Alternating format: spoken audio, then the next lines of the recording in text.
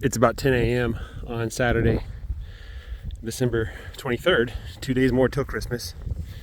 And I moved the cows to the 9th row of 10. They're in the first cell here. On the far west side there, or east side, I'm sorry, you can see there's lots of hog. You can't see anything down there. You can't even see the trees. On the far west side, there's some fresh green grass, and it looks a little better than this grass here around this pile. And I'm debating of not allowing the cows to get to it, just keeping them here for the next half week, just to let that grass grow a little more. I don't want them touching it. So this is part of my sacrificial lot. I've decided that if I run out of grass, or if I don't want them grazing for some reason, I'll keep them out here, feed them hay, and it takes them about 2 days to work through the hay. So maybe I move them every 2 days, maybe I move them every 4, probably every 2 days. You know, when the hay runs out, I move them, unroll another bale of hay, and do it again. Keep them on a rotation so they're not eating their own manure. Give the ground plenty of rest in between so the parasites don't really have much of a chance. Right now the temperature is about 55, 58. It's pretty warm. It's very humid, as you can tell, the fog. We've been having rain for the past few days, and we're going to have rain today and tomorrow. It rained a tiny bit this morning. We're not getting much rain. This is more like the Pacific Northwest, where it's just wet. You know, the ground's wet, the air's wet, everything's wet, but there's just not a lot of rain. So, and I'm soaking right now. My pants are all wet, if you can tell. That's from climbing through the goat weed. So, yeah, that's where we're at. I was looking at January 9th, harvesting one of the bulls. The one I have the eye on is the white one. Looks a lot like this one. He's about 18 months old. This one's actually bigger, I think, than the bull, and I'm having second thoughts and doubts right now.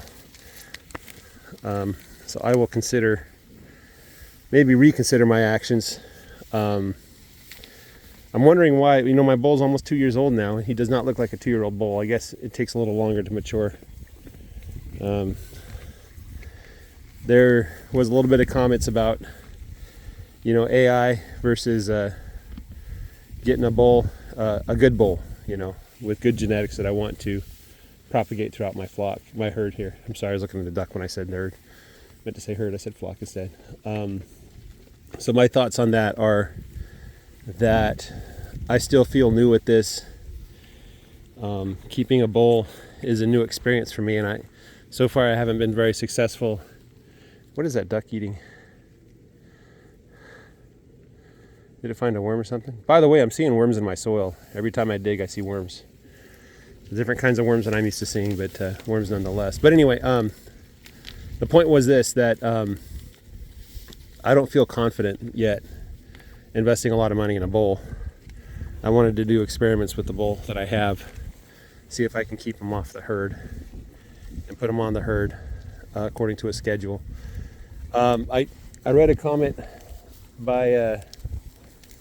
the comment was that the AI only has like a 60 or 70% chance. Even the best people don't really have that good of a breeding rate with the AI, artificial insemination, and that's different than what I heard. I haven't really researched it, and I don't have experience with it. So, if that's the case, then what are you eating? You're like digging in the ground and pulling things out. It looks like roots. It's nice that the ducks are spreading out there. I see them all over the field. Hopefully they'll eat the flies. Anyway, if that's the case, if AI has such a low conception rate, I'm surprised anybody does it at all. So I don't know. Probably should talk to my vet and see what he has to say. I'm sure that that's something he does, or at least he knows somebody that will. And to do AI, my understanding is nowadays you have to basically process the cows 3 or 4 times on certain days before conception, and then you have to process them. At the time of conception. And although it's not a very difficult process, you do need the proper infrastructure, proper chute and things like that. And that's another investment of thousands of dollars. Not that I don't have thousands of dollars, it's just I'm trying to figure out what I can do with the least amount of money. And so far it looks like bowls are probably the cheapest and best option. But with the bowl, you need a good fence. And you need distance if you want to have any sort of schedule at all. And Greg Judy said that he followed the advice of someone that said just let the bulls do the thing naturally, and what he ended up with was a bunch of calves in his kitchen in the middle of winter. My goodness, Brad, freaking me out. Bunch of calves in the kitchen, and he said he's never doing that again. So he takes the bulls off and puts them on according to a schedule, and that seems to work just fine. You know, the only difficulty is you have two herds that you have to keep apart. So as for me, if you're new, I put the bulls on, not really by choice, but they came in late April. My neighbor's bull crossed the fence in late April, and I kept him on until November. I figure I should be getting calves in early March, and then I'd probably get calves for a couple months after that. And then I might get one or two calves later on in the year if one of the cows miscarried or failed to conceive. And so there might be a late conception that would surprise me. That would happen probably either in the middle of summer, which is a bad time to have a calf, because if it gets too hot, it's just a difficult time for the calf. But it's also bad because the forage isn't as great as it is in the spring. So that's why I want spring calves, is for that free food. That's what it's all about.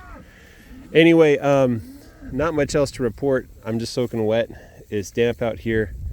I got to move some hay tonight. I got one more hay bale out there, but I got to move some hay for the next couple weeks, and then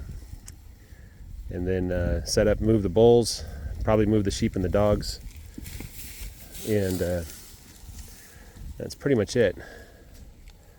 Oh, today's Friday, Saturday. It's the last day of operation for our trailer for the winter. We're not going to run during the winter, and we're going to open up probably in March. When it warms up enough that we don't have to worry about the cold weather. So the issue is that when it gets cold, like when it gets down to 45 or below 50 really, the propane tank, the regulator, we use so much propane when we run our burners in the deep fat fryer that the regulator freezes, and we're not able to get enough gas to cook things. And it's just frustrating. And not only that, we're sitting out there in the cold and we're all bundled up and we have to run the vent. So the cold air is blasting in our faces the whole time. Not a lot of fun. You know, if we were making, hundreds of thousands of dollars a day, it'd probably be worth it. But, we're not. It's not very busy yet. So that's pretty good manure on that young calf there. That's kind of what you want to see, is soft manure. A little bit drier than I'd like, but it's better than, mountain manure, like we were looking at in the previous videos. I love the smell of fresh hay. It smells really good, and so yeah, I'll probably just keep them pinned up here for the next half week and then move them Tuesday evening, depending on how much hay they eat. If they run out of hay on Monday evening, I might move them Tuesday morning or something like that. Move them early. Anyway, guys, that's what I got for you. Have a great day. Take care. Bye-bye.